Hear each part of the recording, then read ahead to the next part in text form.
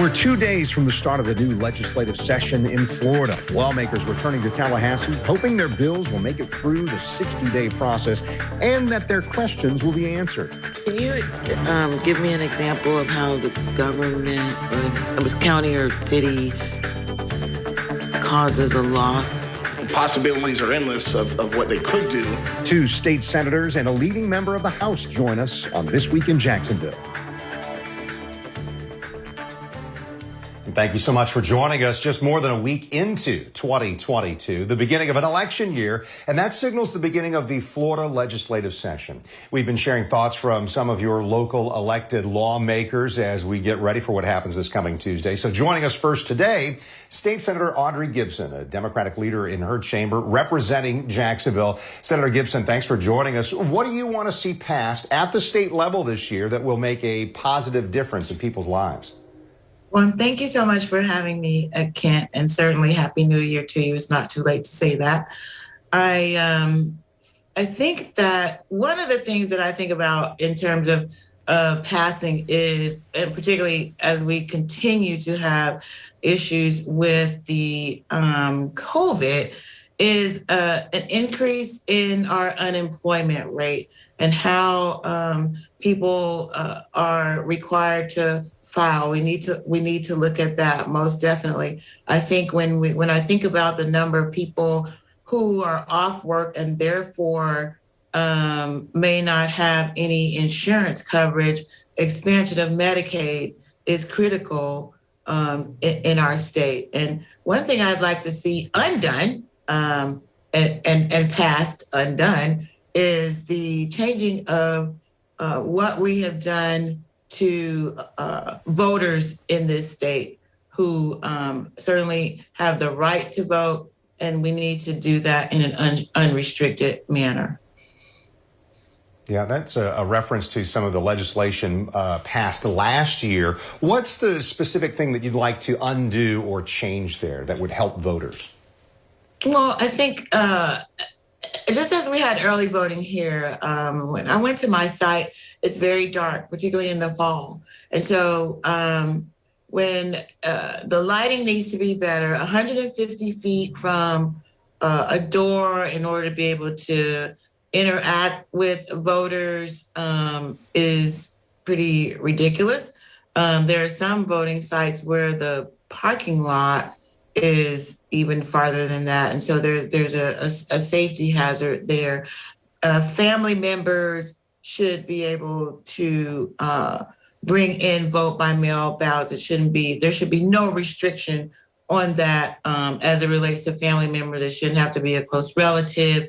It should be, and the number that a close relative should be able to bring in, the number of ballots that they should be able to bring in, it shouldn't be restricted. And so those are some of the things that certainly were unnecessary. Senator, we've talked about it in the past for sure, but the mandate of the 60-day session, you have to come out with a balanced budget. What do you think about the proposed budget at this point, including the governor's desire to suspend the gas tax in July and then use about $1 billion in federal stimulus money to make up for it?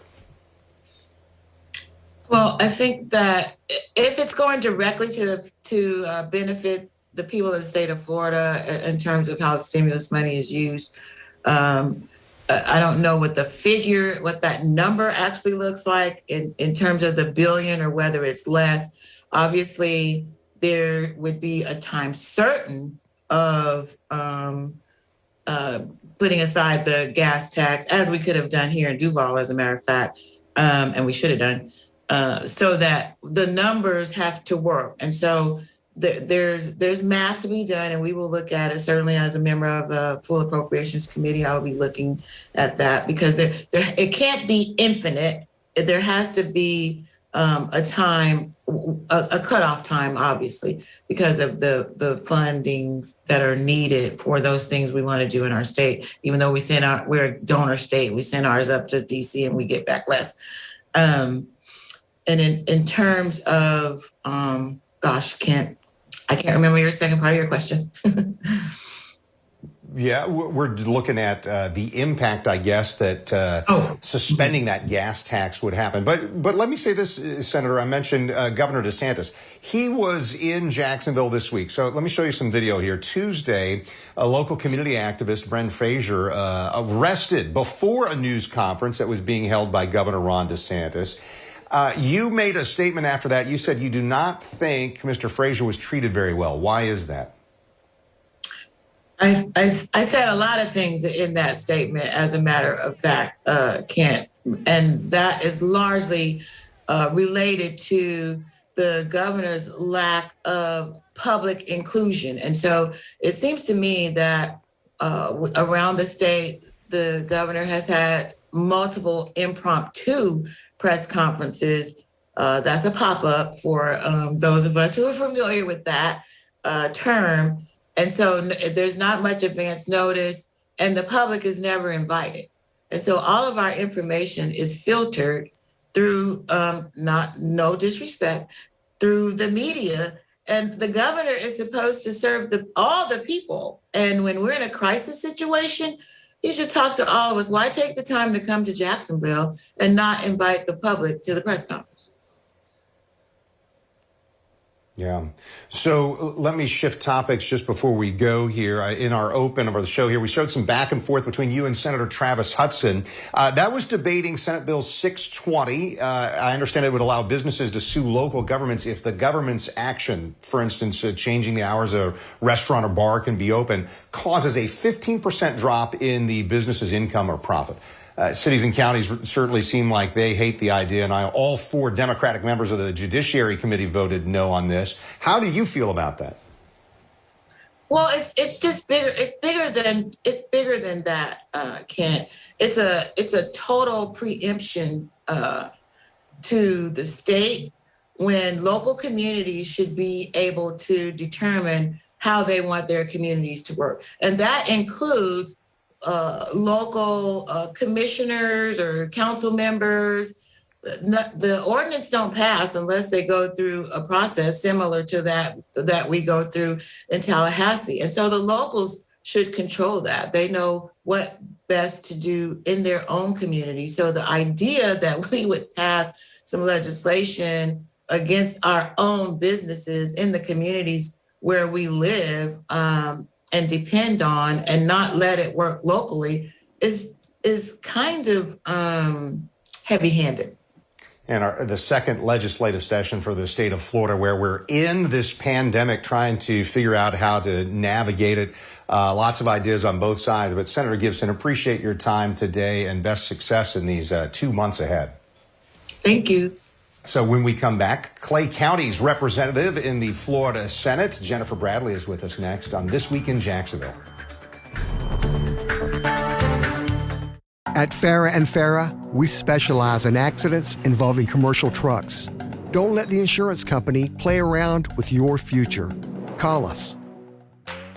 Say hello to 2022 with Xfinity, and you'll get fast and reliable internet for only $20 a month for 12 months. Plus, you can get 12 times the speed for the same price when you add Xfinity Mobile. You'll save hundreds over AT&T. Say hello to kicking off the year with this amazing offer.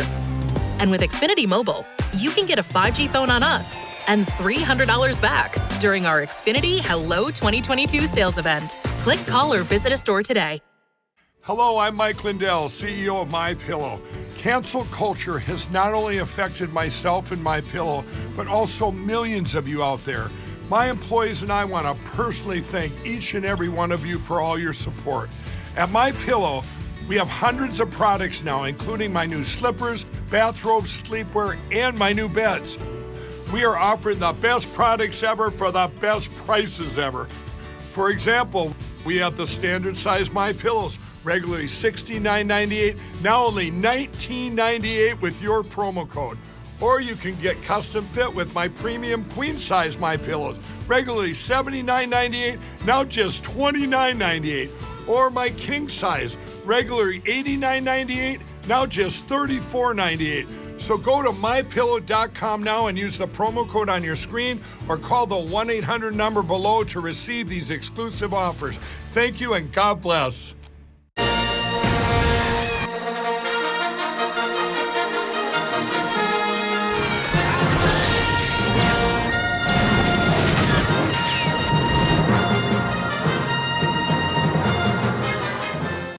Weather Authority alerts faster than ever with Exact Track 4D. When Hurricane Irma came through, there was a hole in our roof that rats were coming in. I contacted the insurance company. They denied it. It was just ridiculous. I was so angry. I came walking in the house, and on my television set, there was John Morgan. I think I called him before the commercial actually even ended. The feeling I had when we finally got our new roof, it was a peace of mind. My wife and I will be sitting on our couch, and the Morgan & Morgan commercial comes on, and we clink our glasses together, and we say, for the people. When I was growing up, my family taught me the value of $1. Now, as a consumer investigator for the local station, I understand how important this is to your family. How to protect yourself from scams and ripoffs. How crucial every coupon and discount can be. How a new change to the law can change your life. So whether I'm behind the wheel or in front of the webcam, I'm working hard every day to get you the money you need and deserve. Channel 4, the local station. You're watching This Week in Jacksonville with Kent Justice. And we're looking ahead to the Florida legislative session, which begins Tuesday and begins in the morning. Pomp and circumstance that we'll see there. Senator Jennifer Bradley is with us right now from Fleming Island. Senator Bradley, what are your goals, your agenda for this session for 2022? Well, thank you, Kent. Thank you for having me. And I'm really excited as we look forward to the 2022 session. My goal is really just to continue the agenda of having Florida lead us out of this pandemic and continue our recovery.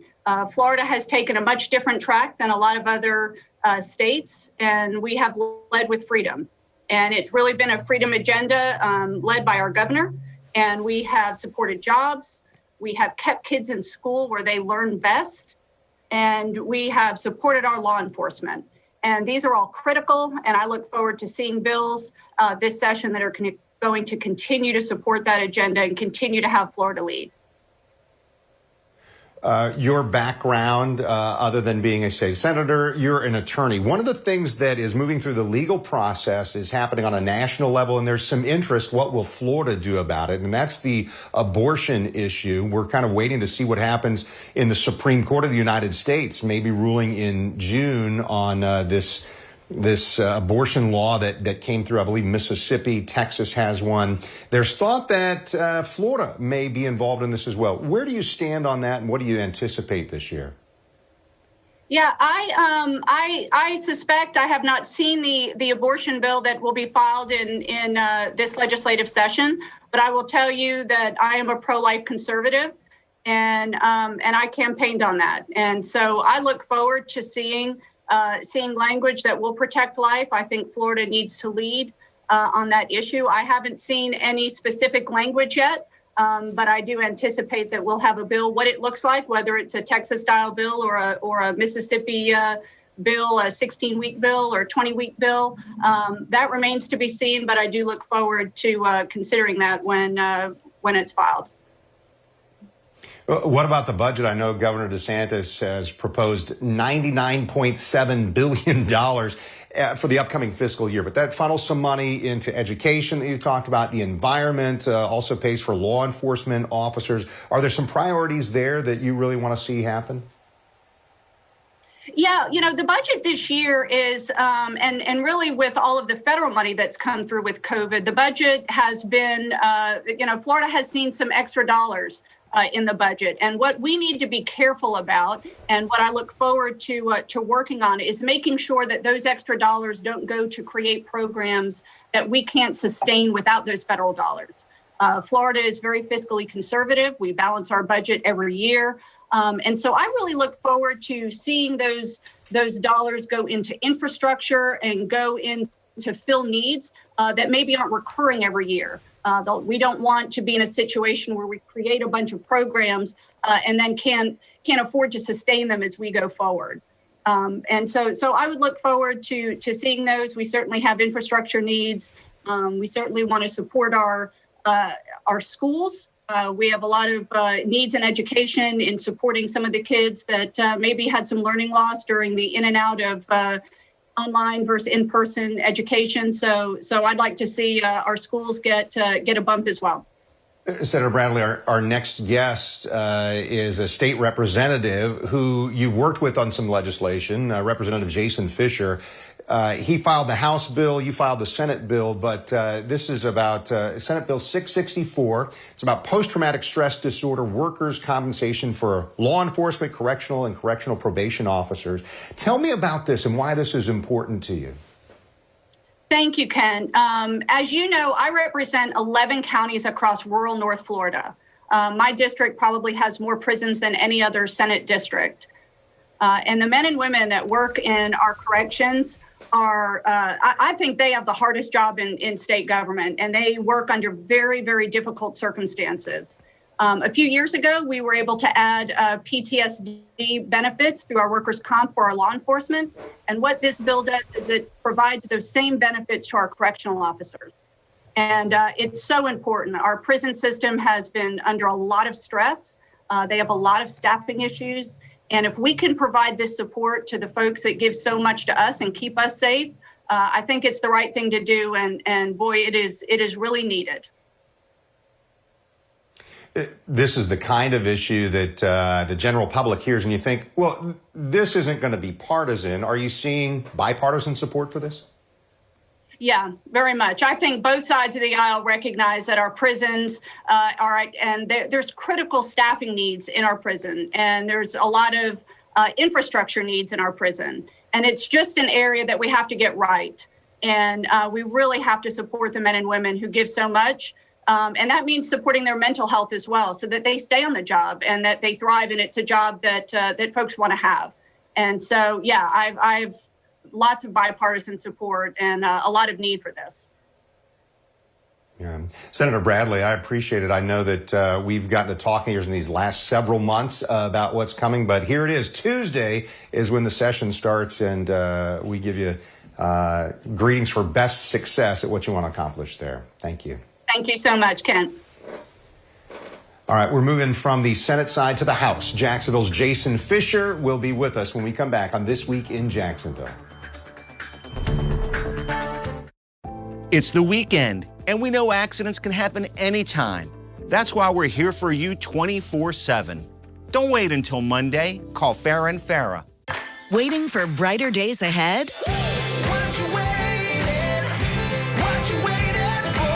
The New Year's sale is extended at Bears Furniture. It's the last week for New Year's savings, plus an extra 10% off store-wide, including 10% off all leather. Thousands of items in stock and ready for immediate delivery. Let the light in and start the new year bright. The New Year's sale is extended at Bears Furniture. At Affordable Dentures and Implants, that moment when we see a patient smile is everything to us. So whether it's a single tooth, full dentures, or dental implants, we're here to help you. Go ahead and smile. Go ahead and smile. Go ahead and smile.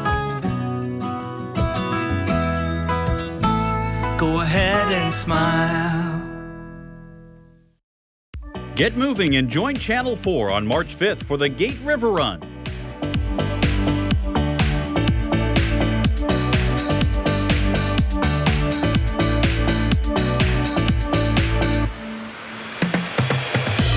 Register today at GateRiverRun15K.com. The heart of life is about community, lifting up people around you.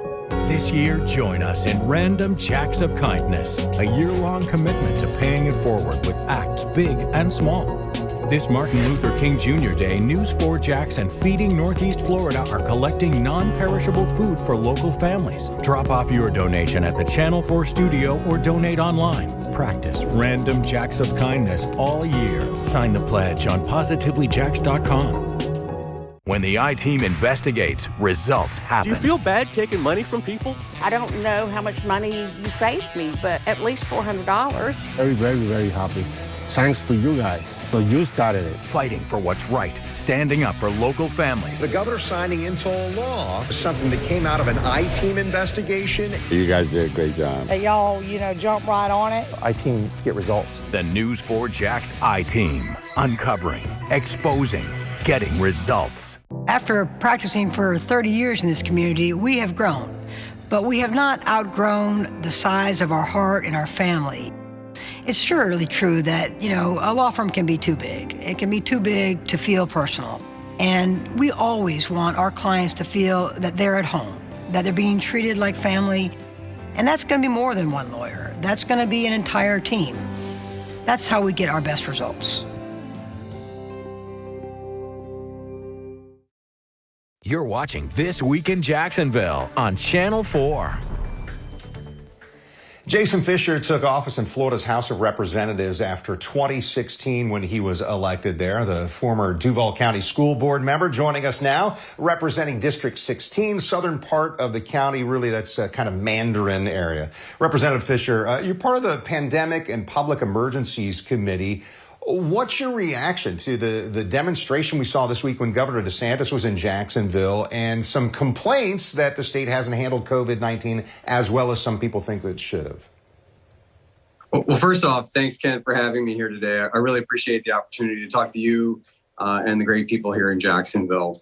I do serve, as you said, on the Pandemics and Public Emergencies Committee. I think while we've all faced a really tough time, the governor has stood firm, protected people's freedom, and we've had better healthcare outcomes than other states have had. And so as people have tried to complain or create political problems, and that's really the source of the demonstration that you saw earlier this week, is those were people who've declared themselves as political enemies of the governor, trying to come after him, trying to make a big issue out of it. The reality is Florida has done well economically. Florida has done well in response to COVID compared to other states. The governor has put reasoned plans in place, and people are flocking to Florida. And they're flocking here because we're doing things the right way. Thursday, the Ag Commissioner, Nikki Fried, complained that the state has left a million COVID tests, has let them expire. At the same time, Governor DeSantis saying that people who aren't sick shouldn't be using resources to get tested. So one of the key questions, I think, from a lot of people, are there enough resources to fight this pandemic or not? What's your view? Well, there would be if the Biden administration would stop withholding the monoclonal antibodies. As you saw recently, we fought very hard to get more allocation. Again, these go back to political issues that the Democrats have been pushing. You mentioned Nikki Fried a minute ago. She declared against Governor DeSantis to try to be the Democrats' nominee for governor. So it's hard to trust anything that she says when she's entered this campaign mode type. To govern from a campaign stance is just unconscionable, particularly when you talk about a pandemic. And the same thing with President Biden. He's done the same thing, referring to Ron DeSantis as Governor Who, and doing things to try to deny Florida the resources that have saved lives. Monoclonal antibodies have saved lives. I have been vaccinated, Kent, but I got a breakthrough case of COVID. And guess what? I went and got monoclonal antibodies and knocked it out right away. And there are a lot of people in the state of Florida who've benefited from those monoclonal antibodies. I think people need to stop playing politics with those things and stop withholding those resources so that Florida can do what we need to do to protect our citizens. Representative Fisher, I saw a news release from your office about filing House Bill 1005. It's called Advanced Air Mobility. And as I look at this, so this would establish an Advanced Air Mobility Task Force. Maybe explain what this is and why it's forward thinking. Sure. I'm an electrical engineer by background. The state legislature is considered a part-time legislature. So bringing my technical expertise to bear, I can see that air mobility as part of the solution for transportation. Right now, we've got guys like Elon Musk who are trying to get humanity over into Mars and other places like that. Well, I think more in the short term, while we'll have cars, we have autonomous vehicles that are looking to come on the roadways. We have other ways to move people around through the air that will be cheaper than traditional air flights. And so while things aren't ready to be implemented today, the reason that I put this bill forward is so that we can put together a task force to figure out what are the policies, the safety procedures and things like that, so that people can be able to move around the state more freely, but also be able to do it in a safe and reliable manner. This is a technology that's a company has already moved into Florida where they're starting to work on it. And I think it's important that the state have a plan in place to make sure that we implement it, but that we also implement it in a safe and reliable way. All right, so we're looking at George Jetson and family and flying cars. This is using drones. What is cast the vision, I guess, for this? Sure. Well, again, it's not going to roll out tomorrow, so I don't want anybody to get kind of scared about it. But it's creating a task force to set the policies and regulation in place so that when those options do get on the market, that they're available. But think of it as a 2-3 seater human carrying drone, essentially, and it would be able to kind of traverse the state through different locations. You wouldn't necessarily have to go from airport to airport, but they would have their own infrastructure in different parts of the state so that they would be able to move around. It's similar. You can think about like Uber and what that's done to the industry. I think that's what some of these air mobility companies are looking at doing. And if they're going to roll out in our state, I think it's important that we have some kind of framework there so that it's safe and reliable for the public.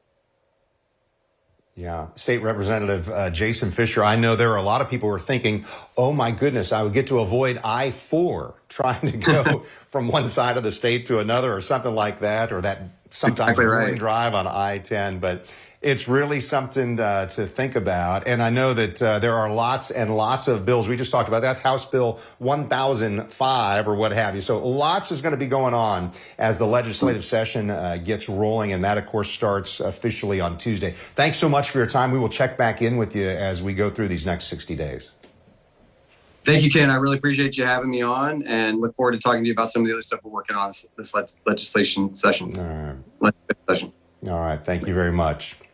All right, so thank you for joining us today. This Week in Jacksonville, we air each Sunday morning at this time. I'm Kent Justice. Thanks for watching on air on Channel 4 and the CW17 at noon on Sundays. And then you can find other episodes online when you go to news4jax.com.